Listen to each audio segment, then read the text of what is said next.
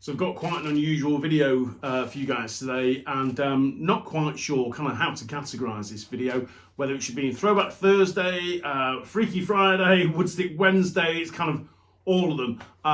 And in fairness, I should have probably put this video out on St. Patrick's Day. But I didn't have this item back in St. Patrick's Day this year, and I haven't got the patience to wait until St. Patrick's Day last year. I'm wearing my Island lacrosse sweatshirt here in to kind of give you guys a bit of a clue what we're featuring today.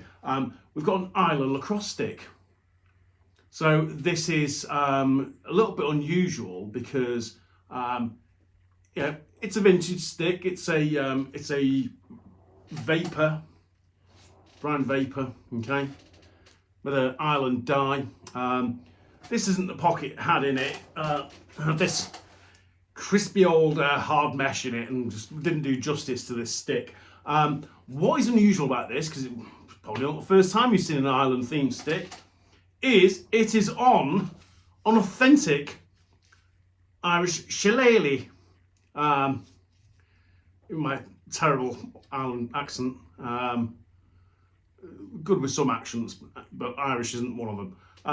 So this is a shillelagh, and it is, well, it's a few different things of shillelagh apparently. So it's a walking stick, and it's also a weapon. You can defend yourself with this thing. And apparently there is such thing as stick fighting. I'd heard of a shillelagh, but only that I'd heard the word shillelagh. I didn't really know what shillelagh was. Here we go. It's a walking stick, and it's kind of got this big knob on the end of it, and it's kind of what, I'm not sure if it's paint or not, but here it is, and it's kind of got these knobbly spikes on. Now, I'm going to have to refer to good old Google or Wikipedia in a minute and actually kind of help explain what a shillelagh is to you, because I'm still learning myself what shillelagh is. Now, I picked this up on eBay earlier this year for another collector. Funnily enough, his name is also called Jason, and Jason also owns a lacrosse store in the States, owns a few lacrosse stores in the States, and he's an avid collector, and he was obviously clearing a few items out, and had listed this on eBay as belonging to, I believe, Jack Carroll, who was the president of Island Lacrosse, who passed a few years ago. And I actually met Jack Carroll a couple of times while I was coaching internationally, and if memory serves me right, I believe in Czech Republic it would have been, when I was coaching Finland, and Jack Carroll presented me with a cigar.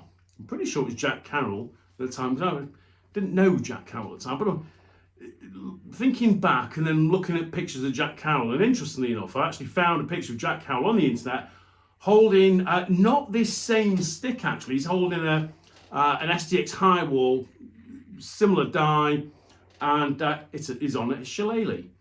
So I'd met Jack Carroll, who said didn't know him at the time, didn't know the gentleman, very pleasant guy. Presented me with a cigar after coaching against Ireland, and he was quite complimentary. Very nice guy, and I know he's a huge supporter of Island lacrosse. So I think this pocket kind of does the whole stick a little bit more justice than the crispy old hard mesh that was in it. But I'm going to get my laptop and just kind of talk you through a little bit what shillelagh is, because it might take a moment. Bear me a second. Right, here we go. A shillelagh. Right, where was it? Let's find.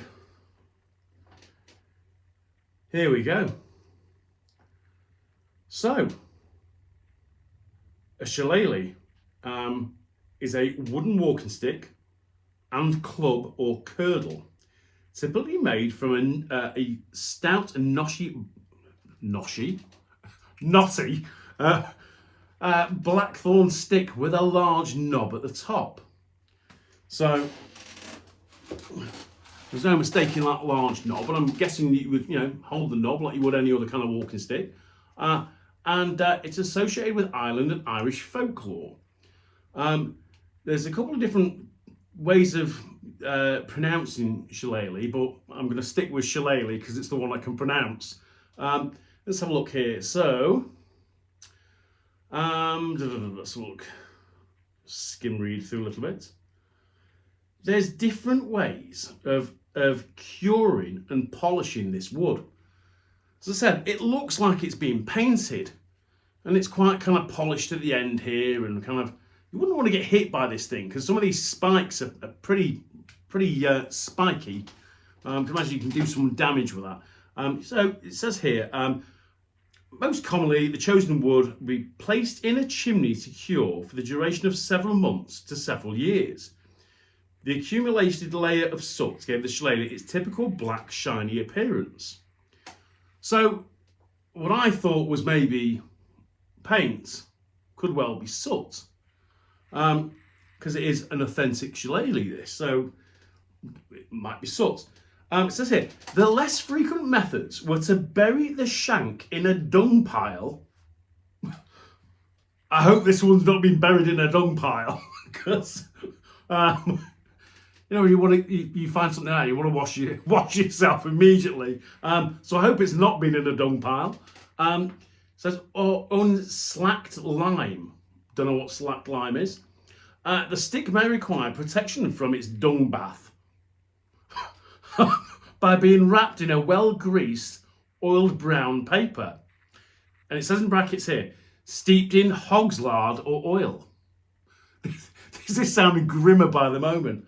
Both of the previous methods would be finished with oils or sealants, etc. So I guess that explains the kind of like shiny finish to it. It's got some sort of oil or sealant on it.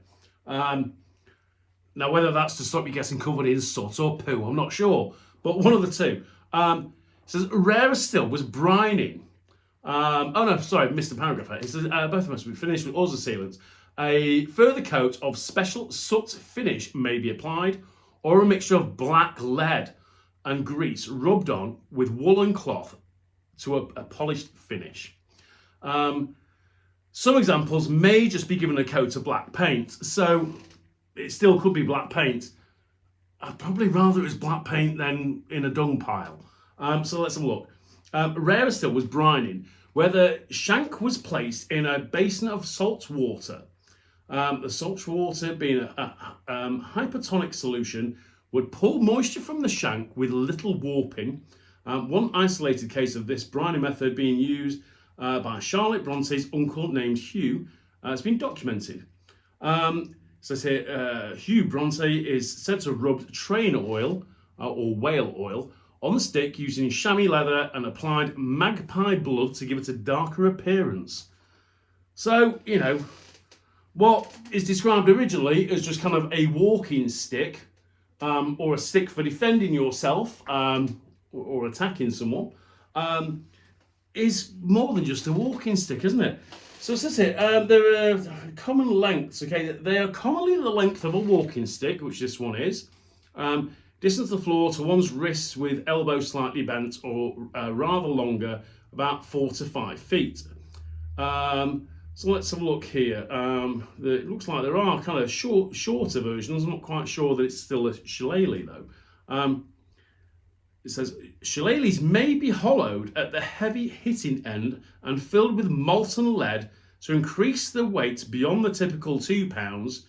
This sort of shillelagh is known as a loaded stick. So, I mean, this one hasn't got kind of like loads of weight in it, so it's obviously not being kind of hollowed out and filled with lead, thank God. Can you imagine, you know, someone defending themselves with a spiky shillelagh filled with lead? You know, that's going to do some damage to someone, isn't it? So it says here,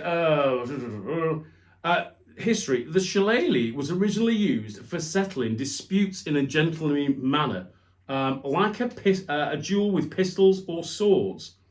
Modern practitioners of this form of stick fighting study the use of the shillelagh for self-defense or as a martial art. So, you know, really interesting bit of kit here, and you know, very unusual. And like I said, you know, I've seen a picture online of a Jim Carroll holding the shillelagh with a lacrosse stick on the top. It wasn't this exact one, so